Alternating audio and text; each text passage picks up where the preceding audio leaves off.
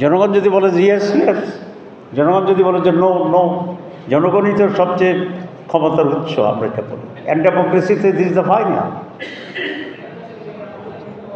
এখন বিএনপি এসে পরে বললো যে আমরা মানি, তবে জাতীয় নির্বাচন আর গণভোট একসাথে হইতে হবে, দুটো একেবারে আলাদা। গণভোটটা হচ্ছে সংস্কারের জন্য, আর জাতীয় নির্বাচন হচ্ছে সরকার গঠনের জন্য।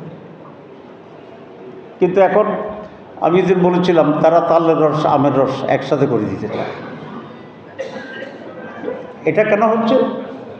ওরা প্রত্যেকটি জায়গায় গিয়ে একটা ঝামেলা তৈরি করার একটা সিদ্ধান্ত নিয়েছে, এবং সেটা কেন নিয়েছে আমার বুঝে আসে না। কারণ যদি নির্বাচন না হয় তাহলে এখানে বিএনপির খুব লাভ আছে বলে আমরা মনে করি না।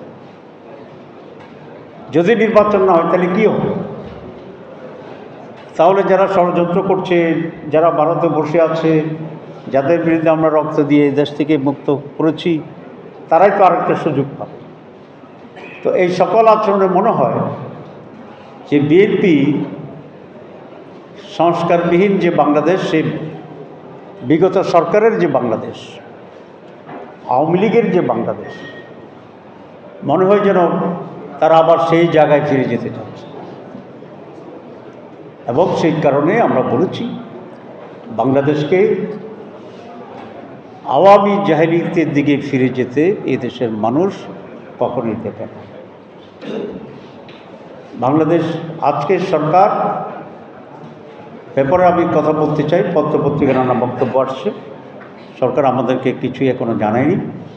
এই সরকার যদি এই অন্যায় চাপের কাছে নথি স্বীকার করে এবং সরকারের সিদ্ধান্তকে যদি সরকার সরে যায়, তাহলে এটা পরিষ্কার হবে যে এই গভর্নমেন্ট আর নিরপেক্ষ নেই।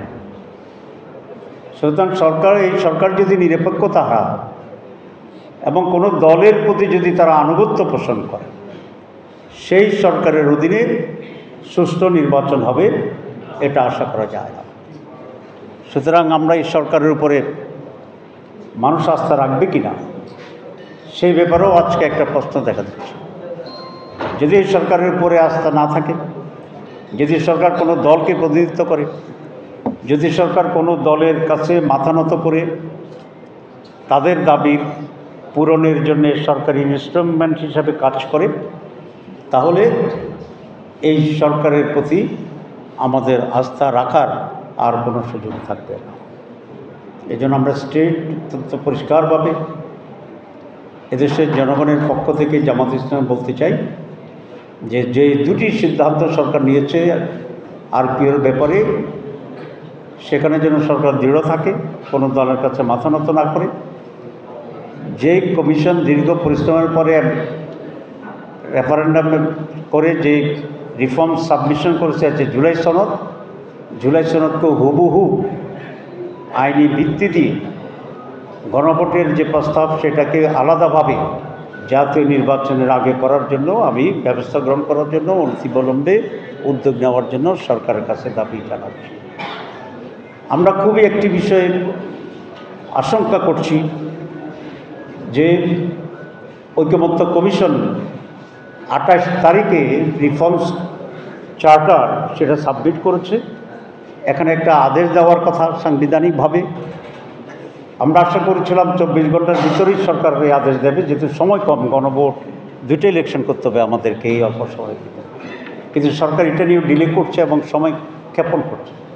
এই সময় ক্ষেপণটা জাতীয় নির্বাচন এবং গণভোট করার জন্য সময় নাই এরকম কথা বলার জাস্টিফিকেশনের জন্য ডিলে করে এই অপকৌশল গ্রহণ করে, তাহলে জনগণ এই অপকৌশলের বিরুদ্ধে রাস্তায় দাঁড়িয়ে আন্দোলনের মাধ্যমে এটাকে নস্যাৎ করে দেওয়ার জন্যে প্রস্তুতি গ্রহণ করছে এবং সেই ব্যবস্থা গ্রহণ করবে।